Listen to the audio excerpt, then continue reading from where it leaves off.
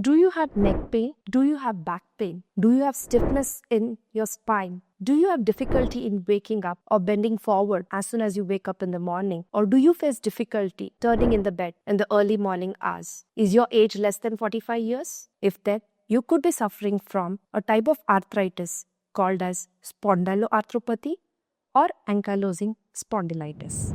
Hello everyone, I'm Dr. Archana Uppin, a rheumatologist from Uppin Multispeciality Hospital and Arthritis Center, Belgavi. Ankylosing spondylitis is a form of autoimmune arthritis which generally affects the spine, specifically the neck and the back, resulting in stiffness. If not treated, which will result in the fusion of the spine, resulting in bamboo spine. It can also affect larger organs in the body like knee, ankle, shoulder, elbow. If not treated in the early stages, it can also involve your eye in the form of redness and pain, which we call as uveitis. It can affect your skin in the form of psoriasis. It can affect your scalp, resulting in flaky skin, or it can affect your nails, which is generally seen in psoriasis. Some cases of ankylosing spondylitis are associated with inflammatory bowel disease, wherein the symptoms are passage of blood or mucus in the stool. So how do we diagnose ankylosing spondylitis?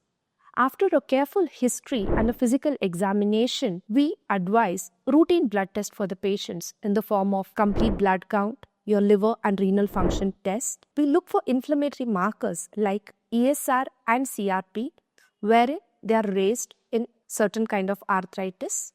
We do order specific tests like HLA-B27. Let me be clear over here. HLA-B27 positive doesn't mean everybody should have the disease, whereas negative does not rule out the disease. In support, we do ask for X-ray, specifically to look for the involvement of the sacroiliac joint. If needed, we do order for MRI to look for the involvement of the spine. So how do we treat this case? The anti-inflammatory or the NSAIDs are the first and the foremost line of treatment. If there is an incomplete response to this treatment, we do take the help of disease-modifying anti-rheumatic drugs, which are commonly prescribed by the rheumatologist. No need to be scared of the DMARDs, as there are fewer or lesser side effects.